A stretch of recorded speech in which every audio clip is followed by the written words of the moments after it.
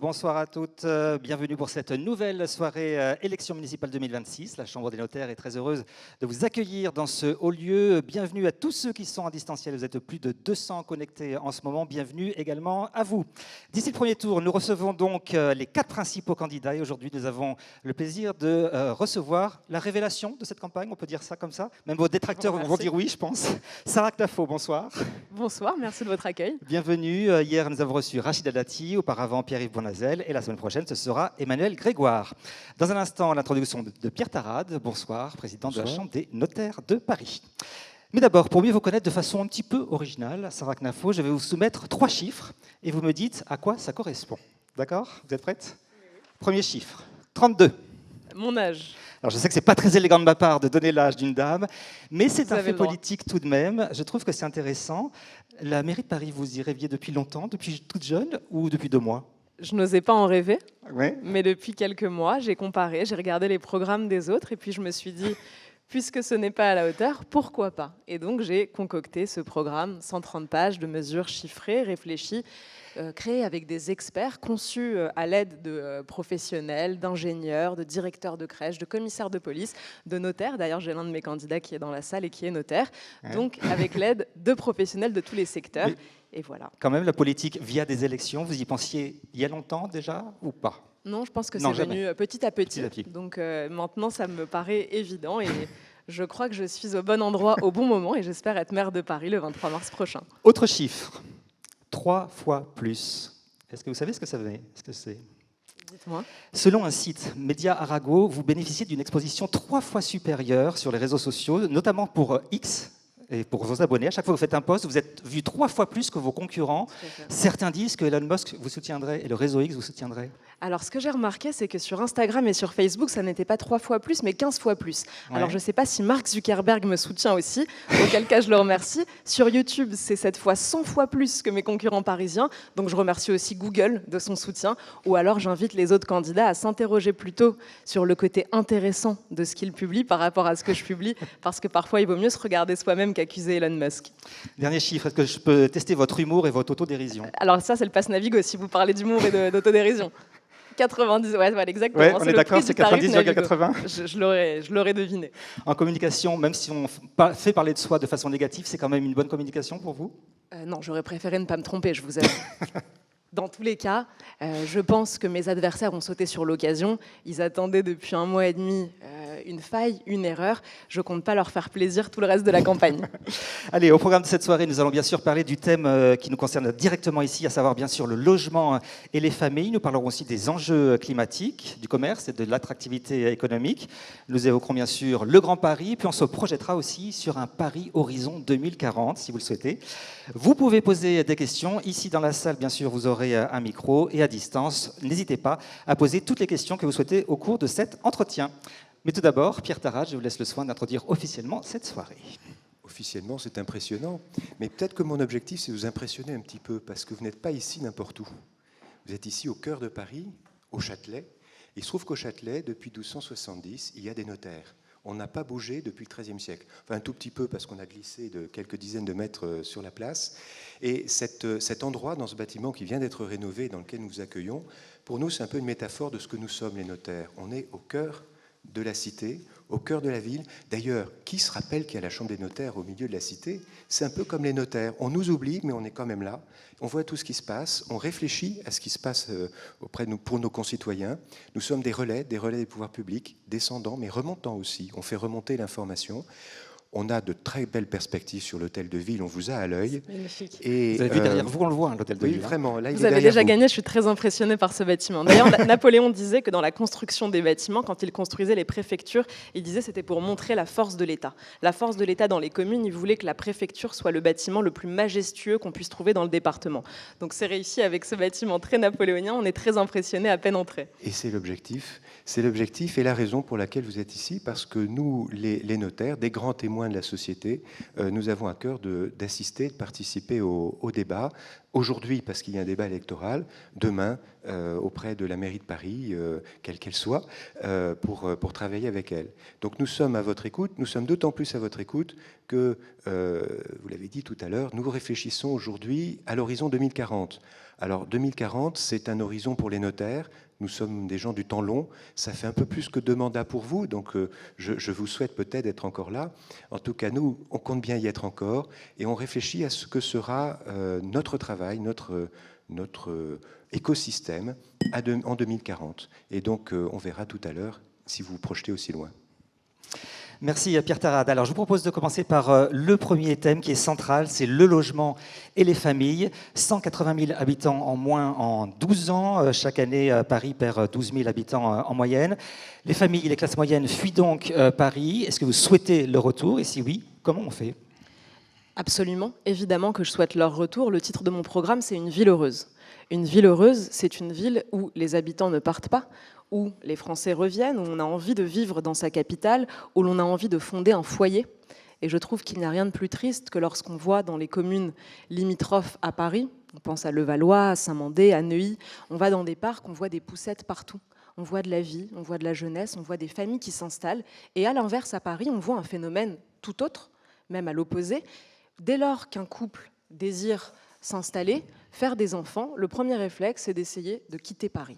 Parce qu'on n'arrive pas à se loger, je vais y venir, parce qu'on n'arrive pas à se loger, ni à fonder une famille. Donc on a un système où vous avez une catégorie de personnes plutôt âgées qui a pu acheter un appartement à Paris à l'époque où c'était possible, des jeunes étudiants qui acceptent de vivre dans des surfaces plus faibles, et donc au milieu de tout ça, une catégorie active, des personnes qui veulent faire des enfants donc, et qui fuient la ville. Et ça, c'est une ville qui se dévitalise. Donc oui, la réponse est oui. Mon objectif, c'est que les familles reviennent. Quel est le constat, premièrement? On a perdu depuis 2019 50 000 logements sur le marché locatif. Que s'est-il passé en 2019? Vous le savez bien, on a encadré le prix des loyers. Je propose de déplafonner les prix des loyers. Vous supprimez purement et simplement du jour au lendemain l'encadrement des loyers? Purement et simplement. Donc fin mars? C'est ça, exactement, le 23 mars. Nous sommes 2 candidats à ces élections municipales à le proposer, Jean-Michel Aulas à Lyon et moi à Paris. Je pense qu'il n'y a pas vraiment de hasard. Tous les deux, nous n'avons pas passé notre vie dans le système politique, à mentir aux gens, à être démagogiques, à avoir peur de défendre ce genre de mesures, parce qu'il faut en effet l'expliquer. Et alors j'en viens, je dis un mot sur l'encadrement des loyers. Oui. Je m'intéresse beaucoup aux politiques publiques dans le monde entier, dans l'histoire. J'essaye de comparer, dans le monde de l'entreprise, on appelle ça un benchmark, une étude de marché, j'essaye de comparer les politiques publiques. Quand on regarde les politiques publiques qui ont les durées de vie les plus faibles, au top de ces politiques, on retrouve l'encadrement des loyers. À chaque fois qu'on l'a mise en place, que ce soit dans l'histoire ou ailleurs dans le monde, on s'aperçoit que cette mesure a eu une durée de vie de 7-8 ans maximum, et qu'au bout de 7 ou 8 ans, on s'est aperçu que non seulement les prix des loyers n'avaient pas baissé, qu'ils continuaient d'augmenter, et c'est ce qu'on observe à Paris. La mairie de Paris parle d'ailleurs de modération de la hausse des loyers. En langage français normal, non administratif, ça veut dire la hausse des loyers. On a modéré la hausse, mais il continue d'augmenter. C'est ce qu'on a observé dans toutes les autres communes de France qui ont encadré les prix de leurs loyers. Mais on observe dans le même temps une pénurie, une raréfaction de l'offre, des permis de construire qui sont historiquement bas, puisqu'il n'y a plus d'intérêt à devenir propriétaire, on ne peut plus louer au prix du marché. On observe par ailleurs des détournements de cette loi par tous les moyens, puisqu'à chaque fois qu'on essaye de brider l'économie se venge. C'est une règle qu'on retrouve partout. Et alors, je veux finir juste sur ça, parce que c'est vraiment essentiel pour ce débat de pouvoir expliquer l'impact de cette mesure. À chaque fois qu'on l'a mise en œuvre, vous disais-je, au bout de 7 ou 8 ans, on s'est aperçu que les loyers continuaient d'augmenter, mais que ça avait des effets de bord, des externalités très négatives, pénurie, raréfaction de l'offre, baisse des permis de construire et plus d'intérêt à louer sur le marché locatif classique. Résultat, les mesures ont été retirées. C'est exactement ce qui s'est passé en France en 1948, où on avait déjà compris que le gel des loyers avait été une catastrophe. On avait voulu en sortir progressivement dès 1948 avec plusieurs lois de libération du marché locatif. Même François Mitterrand, avec un programme commun de la gauche négocié avec les communistes, n'est pas revenu sur l'encadrement des loyers. Même François Mitterrand. Il a fallu attendre 2019, Emmanuel Macron et Édouard Philippe, pour permettre aux communes qui le souhaitaient d'encadrer les prix de leurs loyers. Résultat, seules les communes de gauche l'ont mise en œuvre, et on a observé que dans tous ces marchés, les loyers ont continué donc d'augmenter. Demain, si on déplafonne le prix des loyers, J'entends parfois des inquiétudes. Est-ce qu'il faut s'attendre à une explosion soudaine des prix des loyers? La réponse est non. Alors justement, hier, à cette même place, Rachida Dati a dit à cette question, est-ce que ça va exploser les loyers? Elle a dit oui. Elle a dit oui. Elle a dit oui, clairement. Alors, écoutez, il y a quand même des études. L'encadrement des loyers des locataires a permis en moyenne d'économiser 984 € par an entre 2019 et 2024. Ce sont des sites spécialistes immobiliers qui le disent, soit environ 64 € par mois d'économiser. Je connais cette Et théorie. si on déplafonne tout de suite, les propriétaires vont pouvoir augmenter de 5,2% leur loyer. Alors je connais Qu'est-ce que vous cette répondez? théorie, comme on dit dans OSS 117. On observe donc des économies avec, comme vous l'avez cité vous-même, des locataires qui s'en vont, qui quittent Paris, qui ne peuvent plus se loger. Donc une pénurie sur le marché, des habitants. Il y a tellement de locataires dans Paris. Des habitants potentiels. Des habitants qui s'en vont, une pénurie, on ne peut pas changer d'appartement comme on le souhaiterait, ni agrandir quand on a un enfant, par exemple. Donc, avec une ville qui a le taux de fécondité le plus faible de France, je pense que c'est une question qu'on peut prendre au sérieux. Aujourd'hui, on a réussi à créer sur le marché locatif parisien une véritable vulnérabilité du locataire en faveur du propriétaire. Je défends beaucoup les propriétaires dans mon programme en divisant la taxe foncière par 2, on y reviendra. Mais là, ce qu'on observe, c'est que le rapport de force est inversé sur le marché locatif, que lorsque vous mettez une offre de logement sur n'importe quelle agence immobilière, vous avez 800 appels dans la journée, vous avez des locataires qui acceptent le détournement de l'encadrement des loyers, par exemple en s'autodéclarant en résidence secondaire alors qu'ils sont dans leur résidence principale, ce qui permet déjà d'augmenter les prix des loyers. Donc l'augmentation dont vous parlez, on la retrouve déjà sur le marché. Comme je vous le disais, quand on essaye de brider l'économie se venge. Donc la vérité des prix y est déjà. On contourne l'encadrement des loyers par la déclaration en résidence secondaire. Résultat, la ville de Paris a créé une brigade des locataires chargée d'aller contrôler chez les locataires s'ils ne se sont pas fait, je mets des guillemets, arnaquer. On va engorger les tribunaux, on va créer du contentieux, au lieu de comprendre qu'on est en train de traiter le symptôme et pas la cause. Deuxième exemple, Airbnb.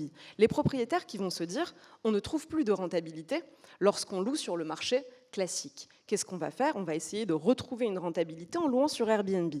La mairie de Paris comprend la catastrophe du Airbnb généralisé. Elle se dit on va caper à 90 nuitées maximum. Là encore, on traite le symptôme, mais on ne traite pas la cause. Quoi sur les Airbnb? Est-ce que vous limitez ou pas? Je sors de ce débat. En déplafonnant les prix des loyers, je sors de ce débat, puisque les propriétaires retrouveront de nouveau un intérêt à louer leurs biens sur le marché locatif classique, pas en boycott civil, pas non plus sur Airbnb. Et dernière chose qu'ont trouvé les propriétaires, puisqu'ils se sont dit ça n'est plus rentable de louer sur le marché locatif classique. On ne peut plus les mettre sur Airbnb. Que va-t-on faire? On va laisser nos logements vacants. L'État s'en rend compte, taxe sur les logements vacants. Et rebelote, on court après les conséquences néfastes d'une mesure elle-même néfaste, au lieu de prendre conscience que c'était cette mesure qui avait causé tous ces effets de bord. Donc quand on est conséquent, quand on sait que c'est une mauvaise mesure, si on sort de la démagogie politicienne, on ne dit pas « je ne la retire pas tout de suite ». Quand on voit quelque chose de mal, on ne va pas rester dans le statu quo sur quelque chose de mal. On va choisir le bien. Le bien, c'est de retirer la mesure néfaste pour arrêter avec ces débats sans fin. Sinon, on passera notre vie à courir après les conséquences néfastes d'une mesure néfaste. Moi, je préfère traiter le problème à la racine. C'est la philosophie de mon programme sur tous les autres thèmes. Ça, c'est pour les loyers. On passe vraiment cette fois aux propriétaires avec la taxe foncière. Donc, vous voulez la diviser par 2. Les autres candidats s'engagent au maximum à une stagnation, une stabilisation, ce que nous a dit Rachida Dati hier. On est curieux de savoir, est-ce que c'est vraiment réaliste ou c'est une promesse électorale? Alors c'est totalement réaliste, d'autant plus que vous le savez, elle a été multipliée par 3 depuis que les socialistes sont arrivés à la mairie. Donc pourquoi est-ce qu'on pourrait faire x3 mais pas diviser par 2? Je sais qu'il y a très souvent, pour la classe politique, une sorte d'effet cliquet. Quand la gauche fait quelque chose, la droite le combat en disant « mais c'est un scandale, Madame Hidalgo, n'augmentez pas la taxe foncière de 53%. » Mais une fois qu'ils arrivent, ils ne reviennent pas dessus. Bah pourquoi? Toute la droite avait combattu les 35 heures, vous vous en souvenez. Et puis une fois que la droite arrive au pouvoir, qu'est-ce qu'elle fait? Elle ne revient pas dessus. Moi, je refuse ces effets cliquets. De la même manière, je sors totalement du sujet, vraiment j'en fais une phrase, sur la fermeture des voies sur berge. Toute la droite, on va y revenir, très bien. Mais même effet cliquet. Je reviens sur la taxe foncière. Comment je la divise par 2? Ça coûte de l'argent de la diviser par 2. Ce sont des recettes pour la ville, puisque la ville a estimé que les propriétaires étaient les vaches à lait de ces mauvaises politiques. On a cité presque 200 000 Parisiens en moins depuis 2001, et à l'inverse, plus 12 000 fonctionnaires depuis 2001. Il y a peut-être un problème. Moins il y a de Parisiens, plus il y a de fonctionnaires. Ou alors, plus il y a de fonctionnaires, moins il y a de Parisiens. Je ne sais pas s'il y a une corrélation. Quoi qu'il en soit, on observe que les dépenses de la ville ont explosé, la dette de la ville de Paris a explosé, ville qui aurait dû être la locomotive du pays, qu'elle n'aurait jamais dû cesser d'être d'ailleurs, et qui se retrouve être un boulet financier. alors que Paris a tellement d'atouts, des sièges sociaux partout, des millions de touristes, bien des communes qui n'ont pas les atouts de notre magnifique ville arrivent à boucler des budgets à l'équilibre. Pas Paris. 1 milliard de déficit tous les ans, jusqu'à atteindre 10 milliards de dettes. Alors qu'est-ce que je fais? Premièrement, un plan d'économie massif de 10 milliards d'euros. Je suis la seule à proposer ça. Les autres candidats proposent 1 milliard. Autant dire, quand on propose 1 milliard, qu'on va continuer de creuser la dette. Mais si vous voulez, j'y reviendrai, sinon je vais passer trop de temps sur cette question. 10 milliards d'économies. Premièrement, et ça vous intéresse, en arrêtant la folle politique immobilière de la ville de Paris. Chaque année, c'est 500 millions d'euros d'opérations immobilières pour la ville de Paris. En priorité, en investissant dans le logement social, quand je dis investir, c'est un bien grand mot, peut-être qu'on y reviendra, en préemptant des logements et en y installant des logements sociaux. Plus de préemption avec vous? Plus de préemption, terminé, on arrête, moratoire total sur le logement social et j'irai même plus loin, vente de 10% du parc social en priorité à leurs occupants. Ce que permet la loi Elan. L'année dernière en France, nous avons eu 12 000 ventes de logements sociaux. Ce que je propose, le rythme que je propose en vendant 10% du parc social à leurs occupants, ça fait 4 000 logements à vendre chaque année. Je pense qu'on va y arriver. Par ailleurs, la mairie peut accorder des facilités aux occupants, notamment les exonérer des droits de mutation à titre onéreux. Vous avez vu, je ne parle pas de frais de notaire, les DMTO, donc 6,3% de la valeur. On peut en exonérer les primo-accédants. Le Conseil de Paris a voté pour permettre d'exonérer les primo-accédants. Sur les locataires, quand même, en logement social, vous dites moratoire, en fait, pour le logement social. Moratoire pour le logement social. Il y a quand même 200 000 personnes en attente. On en fait quoi? 293 000. Vous voyez bien que même si on préemptait tous les logements à vendre de Paris pendant encore 10 ans, on ne pourrait pas y loger presque 300 000 personnes. C'est une fuite en avant. Vous avez aujourd'hui 72% des ménages français qui sont éligibles au logement social. Vous vous rendez bien compte que cette politique va dans le mur. C'est pas comme ça qu'on va ramener des gens dans Paris. Mais alors, si votre objectif, c'est que les gens qui viennent dans Paris ne soient que des locataires du logement social, c'est pas non plus comme ça qu'on va dynamiser l'économie parisienne. Au contraire. Je veux faire revenir la classe moyenne à Paris. Je veux leur permettre de se loger à Paris. Je ne veux pas d'un système où vous avez soit des personnes très aisées qui ont pu s'acheter un logement, soit les obligés de la mairie, qui connaissent quelqu'un qui connaît quelqu'un à la ville de Paris qui va mettre leur dossier en haut de la pile avec le nombre de passe-droits et l'opacité qu'on connaît dans l'attribution des logements sociaux. Je ne veux plus de ce système. On va en sortir. Donc, moratoire sur la construction de logements sociaux, vente de 10% du parc social, ce qui apporte 8 milliards de recettes pour la ville, qui me permet de diviser par 2 la dette de la ville de Paris à horizon 10 ans. Mais là, j'étais donc sur le plan d'économie qui me permet de baisser les impôts. Ma philosophie, c'est qu'il faut que les pouvoirs publics dépensent moins pour pouvoir taxer moins, pour que les Français et les Parisiens dans cette élection puissent gagner plus et investir plus. C'est d'abord au pouvoir public de faire l'effort. Je ne veux plus aucune taxe, mais ça c'est bien le b.a.-ba. Je suis très étonnée d'entendre la droite proposer uniquement le statu quo. Le statu quo dans le déclin, c'est toujours le déclin. Moi, je ne propose pas le statu quo, je propose d'inverser le modèle. Donc, puisque les impôts ont explosé, c'est bien la moindre des choses de les baisser, et pas uniquement de les laisser au taux extravagant auquel ils sont aujourd'hui. Donc, 10 milliards d'économies. Premièrement, en arrêtant la folle politique immobilière de la ville. Je vous le disais, 500 millions d'opérations immobilières chaque année. À horizon 10 ans, ça fait 5 milliards d'économies. Non seulement dans les 500 millions, vous avez les préemptions pour le logement social, mais vous avez aussi une mairie de Paris qui investit dans des écoquartiers, dans des commerces équitables, donc qui joue aux entrepreneurs. Déjà qu'elle ne fait pas son métier de mairie, la propreté dans les rues, l'aménagement sur la voirie, le mobilier urbain, la sécurité, l'éclairage, bref, le métier d'une mairie. Elle ne fait pas son métier de mairie, mais elle veut jouer aux entrepreneurs. Ça m'apparaît totalement aberrant, ça encore. Si demain je suis maire de Paris, la mairie fera le métier d'une mairie. Et le métier d'une mairie, ce n'est pas d'investir dans des commerces équitables. Donc on va arrêter cette politique, 5 milliards d'économies. Deuxièmement, on va réduire le nombre de fonctionnaires de la ville de Paris, 55 000. C'est indéfendable. Voilà, vous divisez par 2. Oui, totalement. C'est drastique, c'est violent, humainement peut-être, non? Non, alors justement pas du tout. Je tiens à le dire, merci de me permettre de préciser. Il ne s'agit évidemment pas d'arriver à la mairie et de licencier 20 000 personnes. Pas du tout. J'ai été magistrate à la Cour des comptes, et lorsque j'étais à la Cour des comptes, on m'a appris que la première des choses à faire, quand on estimait qu'il y avait un problème de masse salariale dans une administration, c'était de regarder le turnover naturel de cette administration. Combien de personnes partent naturellement chaque année? À la ville de Paris, c'est 3 500 qui partent en moyenne chaque année. L'année dernière, c'était 5 000, mais en moyenne, c'est 3 500. Vous avez 1 800 départs à la retraite, d'autres qui ont des fins de contrat, donc des CDD qui arrivent à leur terme, d'autres encore qui partent travailler ailleurs dans l'administration, dans le privé, on n'est pas à l'abri, donc qui quittent la mairie de Paris. Sur ces 3500, l'écrasante majorité, je ne les remplace pas, à part dans 2 domaines que je juge prioritaires, la petite enfance et la police municipale. Par ailleurs, un plan de privatisation de la propreté parisienne. Vous avez aujourd'hui 6000 effectifs à la propreté. Je pense qu'il va de soi. Quand on compare aujourd'hui les résultats, vous savez qu'en 1983, Jacques Chirac a voulu privatiser la collecte des ordures ménagères. Il a eu peur des grèves et des syndicats. Il a fait une sorte de Yalta des ordures. Il a pris la carte de Paris en disant on va diviser, donc tel arrondissement ce sera public, tel arrondissement ce sera privé. Ce qui est formidable, c'est qu'aujourd'hui on peut comparer. On a la moitié de Paris en gestion municipale et l'autre moitié faite par le privé. Bon, bah, vous imaginez bien que quand c'est le privé, c'est mieux fait et c'est moins cher. Et ça n'est pas moi qui le dis, mais la Chambre régionale des comptes qui nous apprend que c'est 27% moins cher et mieux fait. Dans le public, à chaque fois qu'on a une grève, amoncellement des ordures, prolifération des rats, parce que les rats ne sont que la conséquence de la saleté. Conséquence logique et inéluctable, il faut évidemment privatiser la propreté dans les arrondissements où on n'a pas eu la chance que Jacques Chirac réussisse à le faire dès 83. Ça, c'est 6000 effectifs en moins, avec évidemment, vous parliez de violence sociale, c'est pas du tout mon état d'esprit. Ce n'est pas la faute des fonctionnaires si la mairie de Paris est mal gérée. J'ai été moi-même aux fonctionnaires, je ne leur en veux aucunement, ils ne sont pas responsables. Par conséquent, clause de reprise du personnel pour le futur prestataire qui aura ce marché. Et donc, pour le reste, pour la division par 2, ça prend du temps. Ça prend 10 ans, puisqu'il faut attendre que les personnes partent naturellement, 3500 par an.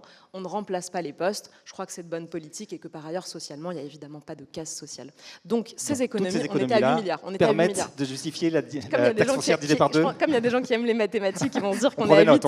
On est à 8 milliards et pas à 10. Donc, les 2 derniers. Oui. Premier milliard d'économies, l'arrêt des subventions à des associations politisées. Donc évidemment pas à toutes les associations, aux associations qui répondent aux critères de politisation avec la méthode du faisceau d'indices du Conseil d'État.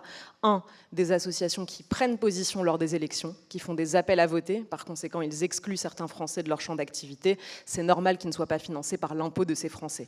Deuxièmement, des associations qui favorisent la clandestinité, là encore anormal d'être financées par la solidarité nationale. Et enfin, des associations qui exercent des recours réguliers contre l'État, dont l'activité et d'exercer des recours contre l'État, et là encore, naturel, lorsqu'on attaque des décisions d'intérêt général, de ne pas être financé par la collectivité. Ça fait 1 milliard d'économies sur 10 ans. Dernier milliard, je vais très vite, c'est le remboursement prématuré de la dette. Chaque année, le service annuel de la dette est en moyenne de 500 millions d'euros. C'est plus que le budget de la police municipale, pour information. Donc, en remboursant prématurément la dette, ça permet de retrouver des marges de manœuvre, 1 milliard. Ces 10 milliards d'euros, je les répercute en baisse d'impôts. Division par 2 de la taxe foncière, ça coûte cher. 950 millions d'euros par an.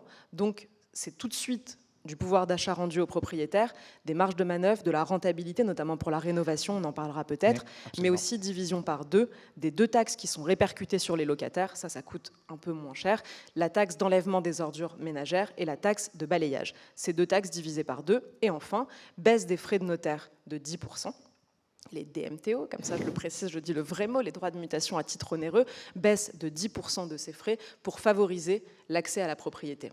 Et donc 10 milliards égale 10 milliards, baisse d'impôts, baisse des dépenses, et à côté, un plan pour recouvrer de nouvelles recettes qui me permet de diviser la dette de la ville par 2, avec notamment la vente de 10% du parc social. Alors, parlons justement des notaires.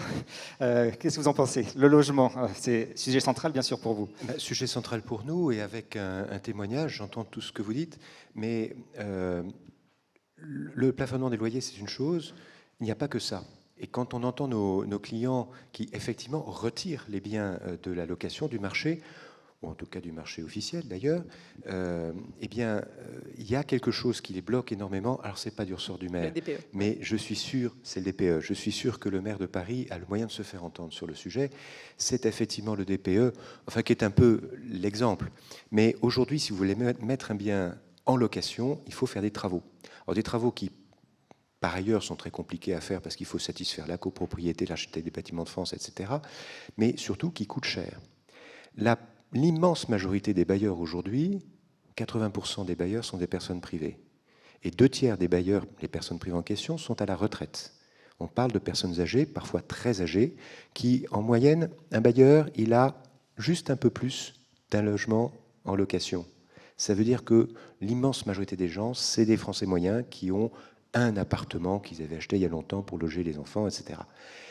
Ces gens-là, ils n'ont pas les moyens et ils n'ont pas, j'allais dire, l'énergie, le jus pour faire les travaux en question.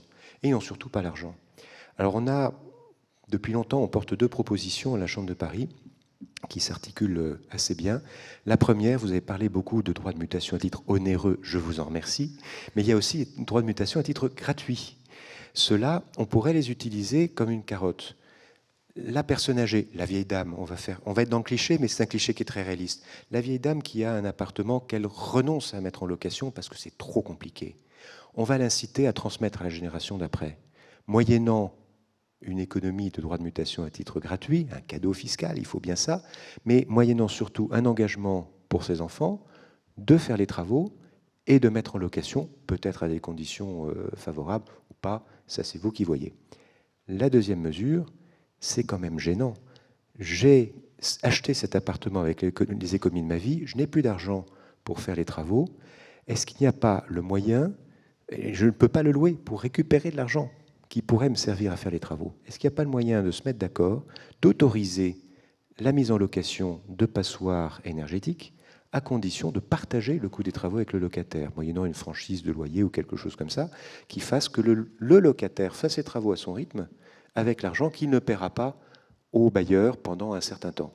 Voilà 2 mesures que je vous pose là, qu'on a présentées souvent, parce qu'il n'y a pas que l'encadrement des loyers, il faut penser à toute la réglementation. Tout à fait d'accord. Merci beaucoup pour ces éléments, pour ces pistes de mesure, pour ces 2 idées.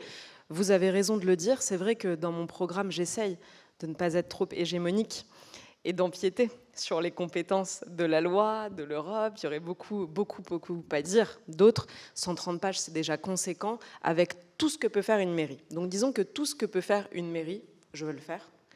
Je suis tout à fait preneuse de toutes les nouvelles idées qui sont de la juridiction de la mairie, mais ensuite je vais quand même vous donner mon avis personnel, puisque vous l'avez dit, le maire de Paris a quand même une parole publique, qui peut parfois aller au-delà de ses prérogatives, notamment pour influencer. Paris a souvent été d'ailleurs une ville d'expérimentation, de projets, où on a pu essayer des choses à Paris pour voir si c'était généralisable au reste du pays. Donc je vais quand même vous donner mon avis, même si c'est normal de ne pas le retrouver dans le programme, eu égard au fait que ce serait illégal que la ville de Paris décide ce genre de mesures qui ne relèvent pas de ses compétences. Sur le DPE, je pense qu'il doit rester indicatif. Donc je suis d'accord avec vous, ça fait partie, peut-être même que c'est le facteur 1, avant l'encadrement des loyers, de la pénurie, de l'offre locative, du découragement des propriétaires, demain certainement, et comme aujourd'hui d'ailleurs, de la perte d'attractivité de l'accès à la propriété. Donc je suis totalement d'accord sur le constat. Sur les 2 mesures que vous évoquez, je les trouve très intéressantes, puisqu'on est dans du national. Je dirais même que sur les DMTG, je suis même favorable, d'ailleurs je suis très opposée philosophiquement aux droits de succession dans leur ensemble. Je considère que lorsqu'on doit s'endetter pour pouvoir hériter de sa maison de famille, et même quand on n'est pas très riche, parce que trouver une maison qui dépasse les 100 000 euros, c'est quand même globalement assez courant. Donc quand on voit des cas où on doit soit perdre la maison de famille, soit s'endetter le jour de la mort de sa mère, par exemple, pour pouvoir posséder sa maison, je considère que c'est un manque de respect de la propriété privée. Pour un peuple qui a déjà été taxé, surtaxé, retaxé sur des revenus tout au long de sa vie, sur ses revenus comme sur son patrimoine, pour le peuple qui est déjà le plus taxé du monde, voir la hauteur de nos droits de succession, quand on les compare d'ailleurs, vous avez 12 pays de l'OCDE qui ont supprimé leurs droits de succession ces dernières années. C'est énorme. Je ne sais pas si vous savez qui d'ailleurs a inventé les droits de succession. C'est très fort en France. C'est la France évidemment, c'est la Révolution française. Ça date de 1791. Et pour la petite histoire, c'est Mirabeau qui en est l'inventeur. Mirabeau, peut-être que vous le savez, qui était détesté par son père, qui détestait lui-même son père. Et quand il invente les droits de succession, il dit « je le fais pour briser l'autorité du père », pour briser le noyau familial. Intéressant quand même de voir d'où ça vient. Et à l'époque où il les invente, c'est 1% du patrimoine qui est taxé. Vous imaginez qu'il pense détruire l'autorité du père avec 1%. On les a dépassés depuis bien longtemps. Je regarde le système italien que je trouve intelligent. Ça a des conséquences évidemment sur la propriété, mais sur bien d'autres pans de la société à l'échelle industrielle, des domaines viticoles qu'on perd au profit de l'étranger parce que les droits de succession sont trop élevés. Enfin bref, donc ça nous emmène à des sujets très nationaux, mais en tout cas, sachez que sur la philosophie générale, je partage totalement. Et encore une fois, tout ce que peut faire une mairie, je le ferai. Alors parlons des DPE effectivement, et parlons du climat, comme ça on va sur le deuxième thème, et l'heure tourne très vite. Le climat, comment à Paris on peut contribuer à protéger la planète? Ça passe notamment par la rénovation énergétique. Et comment on rénove des copropriétés avec ce DPE très contraignant dans la capitale? Alors, donc, deux sujets. D'abord, sur la rénovation, en effet, je n'avais pas répondu. Je considère que la meilleure des choses à faire, c'est de rendre des marges de manœuvre financières aux propriétaires, de rendre la rénovation de nouveau possible en termes financiers, au-delà de tout ce qu'on peut faire sur le DPE, de rendre la rénovation possible en termes financiers.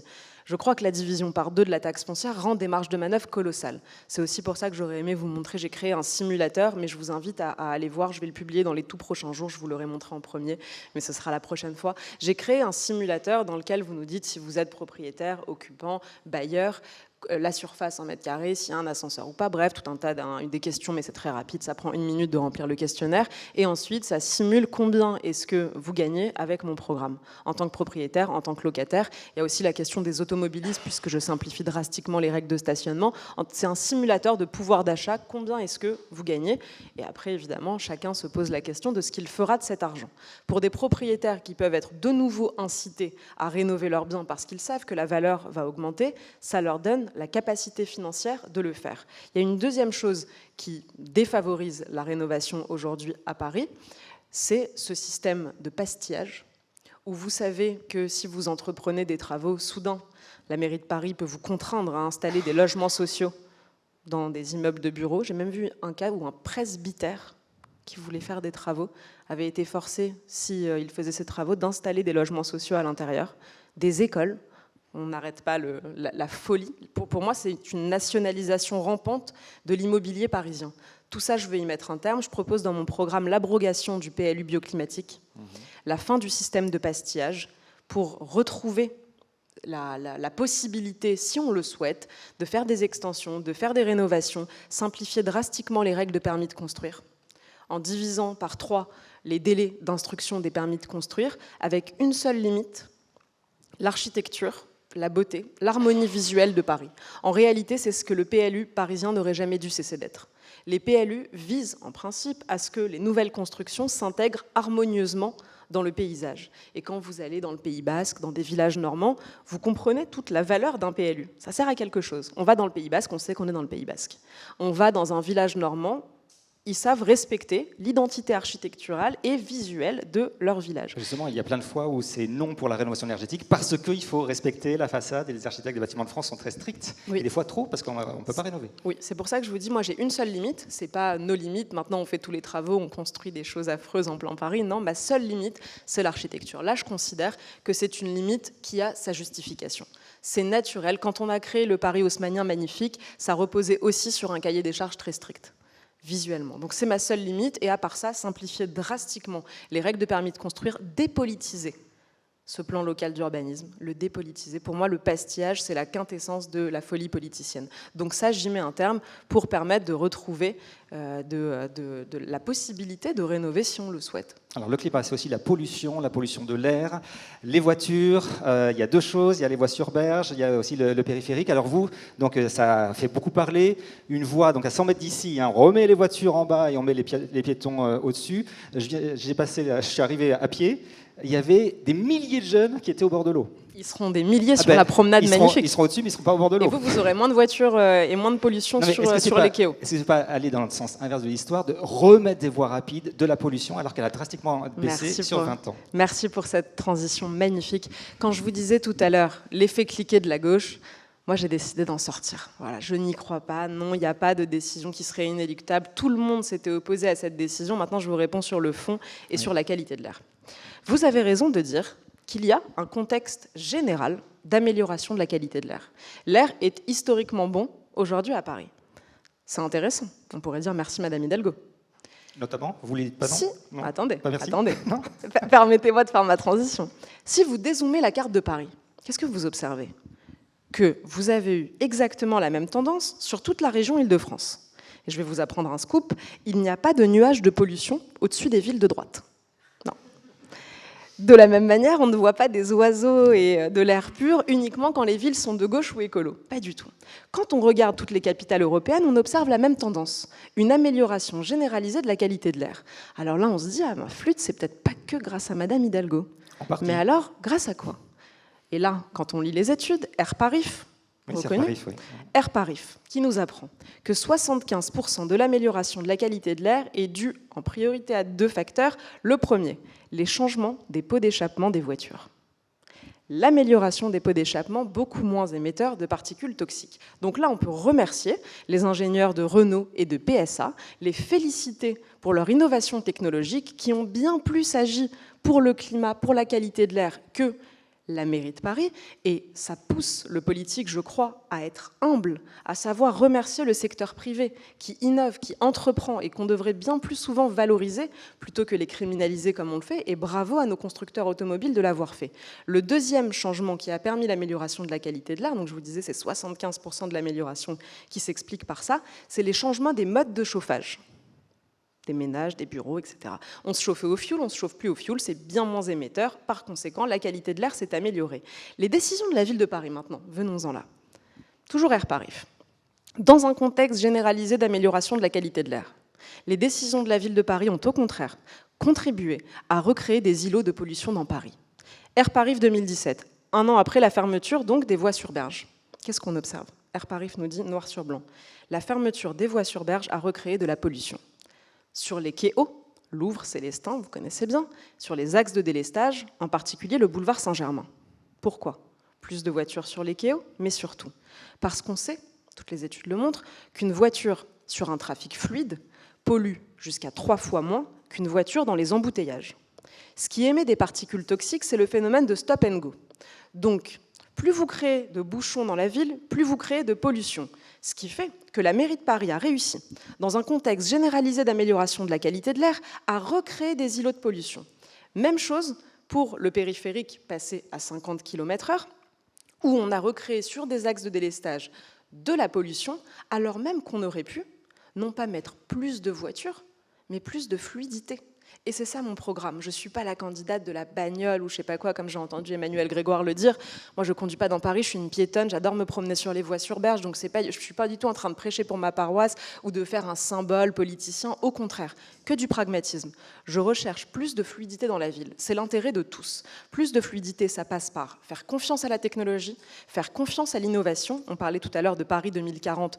Dans l'introduction de mon programme, je propose de projeter Paris à horizon 2050 en mettant désolé, 10 ans de plus. On parlait, est-ce qu'on a une vision sur le long terme, de projeter Paris à horizon 2050 en utilisant la technologie au service des Parisiens. Et notamment, une mesure, le pilotage des feux tricolores par intelligence artificielle. Ça vous permettrait, comme on le fait à Montréal et à Boston, de fluidifier.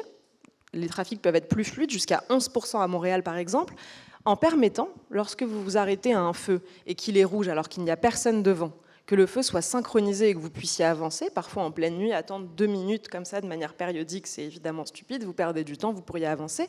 À l'inverse, parfois les feux passent au vert, alors que vous savez que si vous vous engagez, vous allez bloquer tous les carrefours à côté. Là encore, c'est stupide. Donc une meilleure synchronisation qui permet plus de fluidité. Un dernier élément, on sait que 30% du trafic en ville est dû à des gens qui sont arrivés à leur point de destination et qui tournent autour pour chercher une place. 30%, c'est beaucoup. Ce que je propose, c'est de géolocaliser les places qui sont vacantes, de donner ces données des places vacantes aux opérateurs GPS. Demain, vous écrivez votre adresse de destination sur Waze ou sur Google Maps, on vous emmène directement à la place vacante la plus proche. Par ailleurs, ça augmente les recettes pour la ville puisque ça augmente le taux d'occupation des places. Mais comme je simplifie drastiquement les règles de stationnement, 5 € de l'heure, quel que soit le véhicule, quel que soit l'arrondissement, gratuité de la première heure, notamment pour retrouver des artisans à Paris qu'on a perdus. Et quand on demande au syndicat des artisans, mais pourquoi est-ce qu'on met 3 semaines pour trouver un plombier aujourd'hui à Paris? Ils vous disent parce que nos artisans ne veulent plus venir. Le tarif horaire de stationnement est plus élevé que le SMIC horaire de leur branche.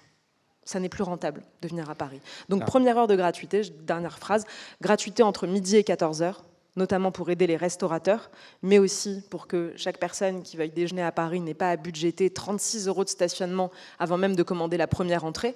gratuité rétablie pour les 2 roues qui participent eux aussi au désengorgement de la ville. Et donc l'ensemble de ces mesures permet, plus de fluidité, donc une meilleure qualité de l'air et évidemment un confort de vie bien meilleur pour les Parisiens qui souffrent aujourd'hui et qui sont très très anxieux sur la route.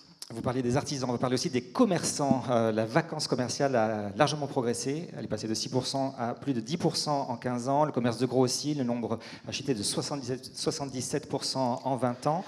Comment on fait pour que justement on protège les commerces dans Paris? Déjà, je tiens à dire que je suis une fille de commerçant. Ils faisaient quoi, vos parents? Ce qui m'a peut-être commerçant, Oui, ce qui m'a peut-être permis aussi de ne pas être déformée par ma formation à l'ENA, puisque j'avais quand même un pied dans l'économie réelle de ce fait-là. Aujourd'hui, quand on demande aux commerçants, qu'est-ce qui vous pénalise tant que ça? Pourquoi est-ce que vous allez fermer, déposer le bilan? Ils vous disent parce que évidemment on manque de clients et parce que la base du commerce, c'est le passage. La clientèle, il faut qu'elle puisse venir, qu'elle puisse accéder, qu'elle puisse se garer quand ils viennent chez vous. Donc on voit qu'à chaque fois qu'il y a des déviations de circulation, parfois faites en dépit de tout bon sens, on observe des taux de vacances qui explosent dans les rues concernées. J'étais il y a peu de temps dans le 14e, où après une déviation de circulation, taux de vacances qui explose. On l'a vu dans de très nombreux arrondissements. J'imagine qu'on a tous des exemples en tête. Donc, rétablir des places de stationnement dans Paris, refluidifier Paris, ça participe de l'amélioration donc de la rentabilité des commerçants, rétablir du passage, de la vitalité dans Paris. Évidemment qu'il y a énormément de mesures qui y contribuent au dynamisme économique d'une ville, mais là, on a un facteur premier. Je vous parlais tout à l'heure de la première heure de gratuité qui va aider les artisans. Ça aide aussi les commerçants.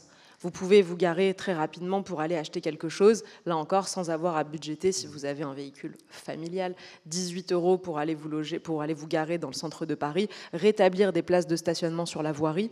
Anne Hidalgo en a supprimé 60 000 en 12 ans. Pourtant, on observe, chose intéressante, moi qui adore regarder les budgets, que les recettes de stationnement sont restées les mêmes. 60 000 places en moins, des recettes de stationnement qui restent les mêmes. Bon, bah, la clé du mystère, c'est qu'elle a fait exploser les tarifs, qu'elle considère, je parlais des propriétaires comme des vaches à lait, mais aussi les automobilistes comme des vaches à lait. Donc, abaissement des tarifs de stationnement, on retrouve des places sur la voirie, on laisse plus de pouvoir aux maires d'arrondissement pour trouver les places adéquates. Il ne s'agit pas, je vous vois venir, de supprimer des pistes cyclables ni quoi que ce soit. Parfois, on a supprimé des places de stationnement pour mettre des pots de fleurs. Là, on va arrêter avec ces aberrations, retrouver du stationnement, abaisser les tarifs, aider les commerçants grâce à cela. Une proposition m'a intrigué, faire de Paris une ville pionnière du Bitcoin. C'est quoi? Qu'est-ce que vous allez faire avec ça? Alors, je sais ce que c'est le Bitcoin, mais... Très bien. Donc, je suis depuis très longtemps très intéressée par ce phénomène monétaire en réalité, parce que quand je faisais des études d'économie, c'était la chose qui me frappait. Est-ce qu'on est vraiment propriétaire de ce qu'on détient? Est-ce que finalement, des mauvaises décisions publiques qui ont des impacts inflationnistes, des mauvaises dépenses publiques ne peuvent pas déprécier ce qu'on s'est battu pour posséder? Pour moi, la propriété privée, c'est quelque chose de fondamental. C'est une conquête de la révolution. Il faut le rappeler. Parfois, je débattais avec un socialiste en lui disant « Mais vous savez que c'est une conquête de la révolution » parce qu'il parlait de tout réquisitionner.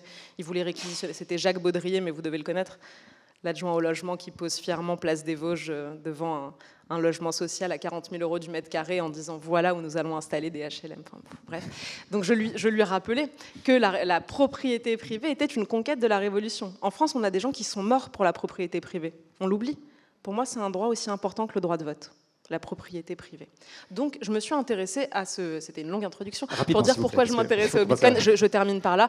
Donc oui, quand je dis projeter Paris à horizon 2050, c'est prendre les innovations, les mettre au service de la population. Je pense que le Bitcoin, on y viendra tous, dans tous les cas, parce que les réflexions qui conduisent à posséder du Bitcoin sont des réflexions profondes sur le fait de réussir à être propriétaire de ce qu'on possède. Mais je ne veux pas sembler faire de la publicité financière pour le Bitcoin, donc je m'arrête là. Alors justement, 2040 pour les notaires, 2050 pour vous, quelles sont vos visions? Je n'avais pas une question sur le Bitcoin, mais les notaires se penchent sur le sujet parce que c'est aujourd'hui une composante du patrimoine de nos clients, donc ça fait partie, parce qu'effectivement, les notaires se posent toujours la question d'être dans leur époque, et pour être dans leur époque, alors pardon, c'est pas 2050, c'est 2040, mais c'est calculé, parce que un notaire, en moyenne, il a 45 ans. D'ailleurs, j'ai réalisé récemment que c'était la moyenne d'âge des Européens. Donc comme ça, un notaire, c'est représentatif, c'est vraiment dans son pays, dans sa population. Donc, un notaire, il a en moyenne 45 ans. En 2040, il sera en train de se poser la question de quelle étude il va transmettre à son successeur. C'est une logique de notaire, ça, de penser à la transmission. Et finalement, on se rend compte que, enfin pas finalement, il y a beaucoup de choses qui sont en train de changer, qui vont changer, et on peut un peu savoir déjà ce qui est en train de changer. 2040, 2050, vous êtes très ambitieuse, c'est pour ça d'ailleurs que vous êtes candidate à une élection, mais 2040, ça reste raisonnable, c'est très notarial, on peut quand même avoir une petite idée de ce qui va se passer dans la société, les familles, l'immobilier, les circulations, dans Paris, dans le Grand Paris, dans le monde du travail. On parle de l'IA évidemment, mais on est en train de vivre la révolution. D'ici 2040, il y en aura eu d'autres encore. Et donc voilà, on est en train de réfléchir à ça, et petite provocation peut-être, mais que vous avez devancé, j'aimerais bien savoir, vous, quelle mairie vous allez rendre à vos successeurs dans 2 mandats et demi? Excellente question que, d'ordinaire, je vous l'accorde, les politiques ne se posent pas, ils sont dans le court terme. On l'a vu notamment sur la réforme des retraites, où tout le monde sait que le système de retraite par répartition est mort. Je pense ne rien apprendre à personne, vous le savez. Le pire, c'est que la classe politique le sait, mais personne n'accepte de changer de système parce que la transition est longue. Et se dire que ce sera peut-être votre successeur ou même votre adversaire ou votre concurrent qui verra les bons résultats d'une politique très longue, qui peut mettre 20 ans, selon la transition qu'on choisit, à prendre ses effets, c'est vrai que tout le monde se dit « je préfère repousser la patate chaude à mon successeur, c'est lui qui commencera cette réforme difficile, parce que comme on n'en verra pas les effets à la fin du mandat, alors c'est que ça n'existe pas et que ça ne mérite pas d'être fait. » Et c'est malheureusement notre malheur, puisqu'en réalité, passer au système par capitalisation, c'est ce qu'on aurait dû faire depuis au moins 50 ans. On voyait déjà, vous dites se projeter, les courbes démographiques sont sans appel. On le savait déjà. On le voyait déjà. Quand le baby-boom touchait à sa fin, on voyait déjà qu'en effet, ça allait s'inverser, qu'on aurait désormais bien moins d'actifs pour cotiser pour un retraité. On est arrivé au bout du chemin pour pouvoir se rendre compte que maintenant ce système était fini. Donc je suis d'accord avec vous sur les raisonnements de long terme qu'on peut déjà percevoir, mais où, il est vrai, le temps politique n'est pas le temps de la vie réelle, puisqu'un mandat c'est court, et puis qu'on se dit moi ce qui compte c'est ma popularité aujourd'hui, etc. J'essaye de ne pas réfléchir comme ça, je ne sais pas si ça me portera bonheur, mais en tout cas c'est comme ça que je fonctionne et je ne saurais pas faire autrement. Donc comment projeter Paris à horizon, si vous voulez, 2040 c'est pas de problème. Donc premièrement, je pense que vous l'avez compris, je suis très pro-technologie, on va dire, favorable à la science, au progrès. Par exemple, je considère que l'écologie, avec les innovations, ça s'appelle le progrès, alors que l'écologie sans l'innovation, ça s'appelle la punition. Et je ne suis pas partisane d'un système punitif. Donc dans mon programme, j'ai énormément de mesures qui mettent la technologie au service des Parisiens. Je vous en donne une qui peut vous intéresser, la création d'un jumeau numérique de Paris. Une maquette numérique de Paris qui permettrait donc de simuler tous les bâtiments, les flux de circulation, et de voir sur cette maquette numérique quel peut être l'impact d'une décision municipale sur la rue, sur le quartier, sur la ville tout entière, sur les émissions de particules toxiques, sur la chaleur, sur le bruit. On peut réussir à concevoir les effets combinés de plusieurs mesures, mettons la rouverture des voies sur berge combinée avec le projet du comité des Champs-Élysées. On regarde quels sont les effets combinés, on se dit « ah tiens, non, là ça pose un problème » et je serais tout à fait capable de le reconnaître. Non, la rouverture des voies sur berge, ça pose un problème parce que ceci ou cela. Super étude d'impact, quoi. Exactement.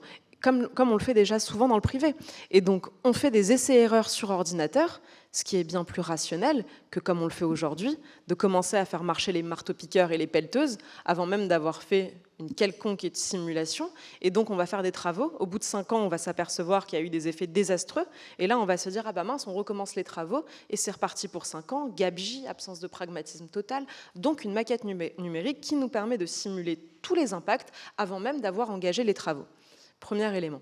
Deuxième élément, je vous parlais des feux tricolores pilotés par IA, de la géolocalisation des places vacantes. On a de nombreuses possibilités pour moderniser Paris. Paris, ça a toujours été une capitale moderne. Quand Haussmann, le grand baron, entreprend ses travaux, Paris reste une ville observée, imitée, admirée par les urbanistes du monde entier pendant plus d'1 siècle.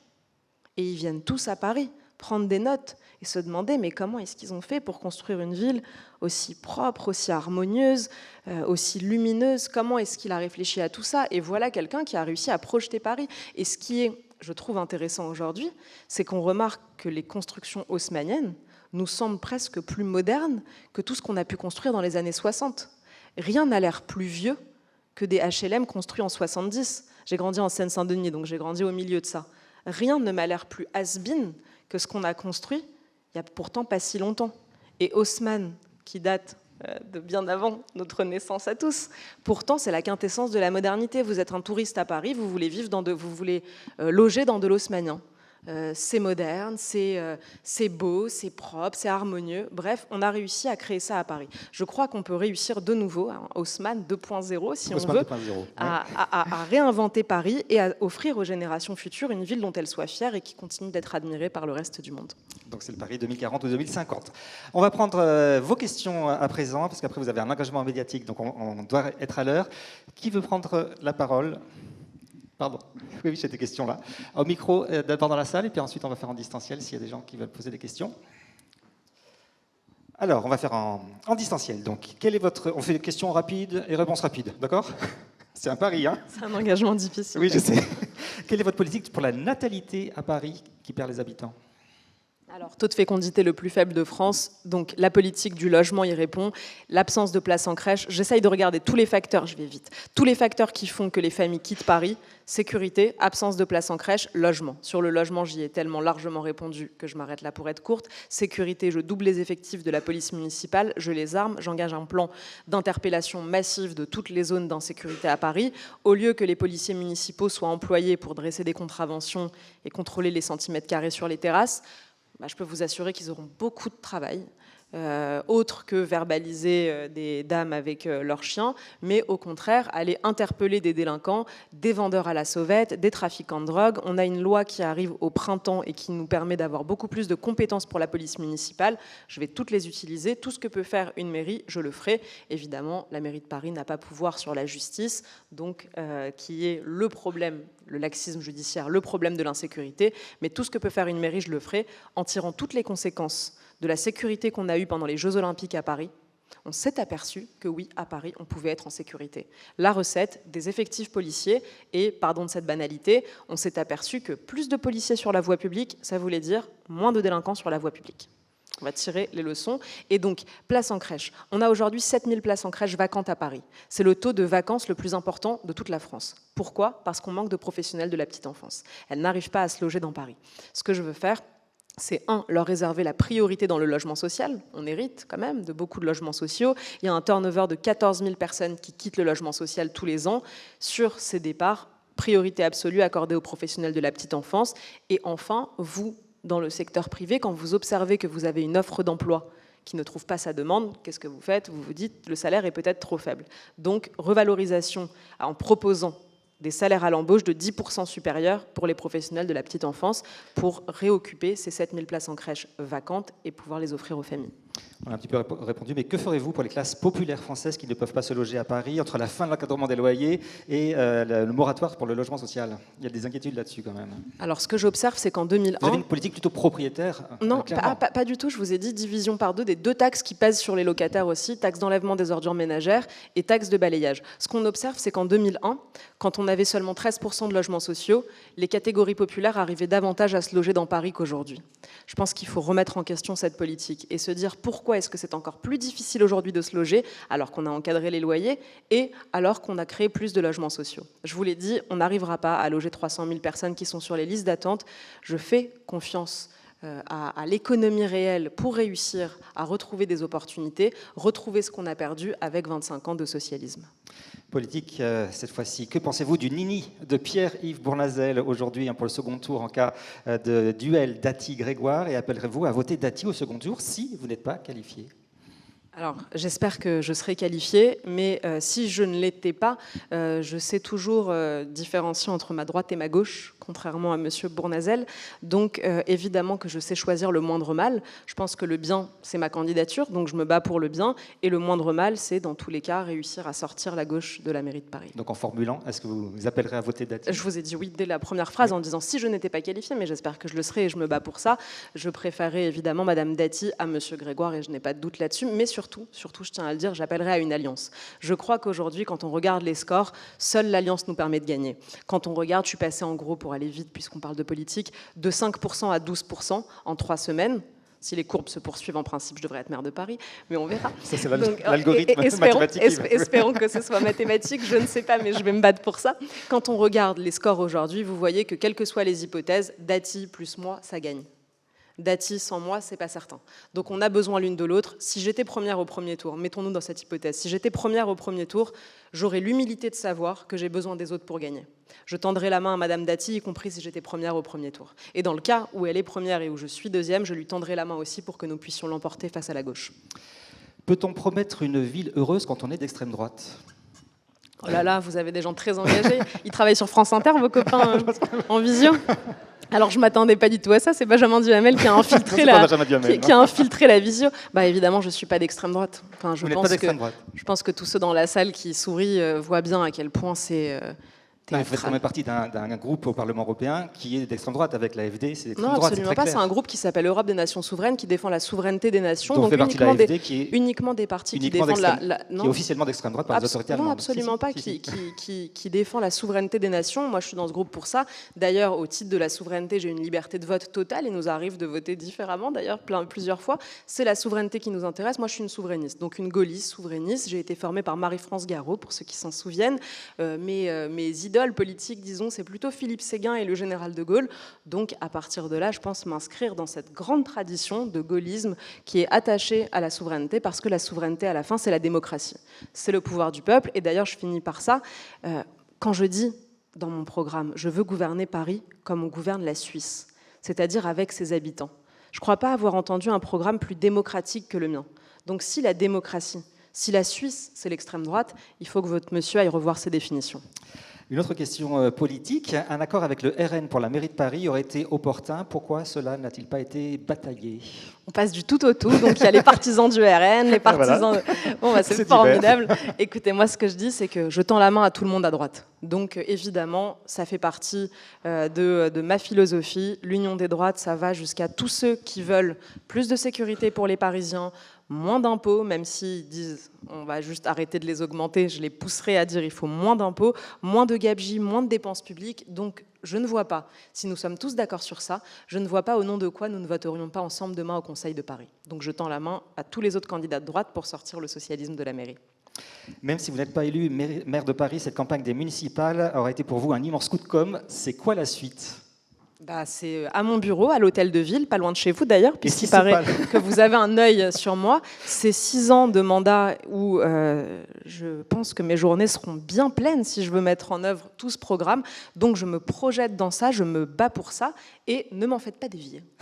Et si la suite n'est pas la mairie de Paris, c'est quoi ? S'imposer à droite, penser à la présidentielle qui est dans un an ? Ne parlez pas de malheur s'il vous plaît, ce sera la mairie Pourquoi de Paris malheur ? Dès le 23 mars, on va commencer par ça. Et si on redresse la capitale, on montrera que le redressement de tout le pays est possible. Eh bien, on vous remercie, on vous applaudit. Merci beaucoup, Sarah Knafo.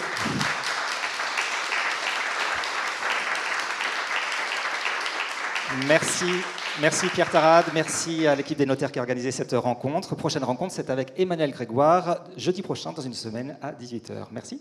Merci à vous, merci à tous.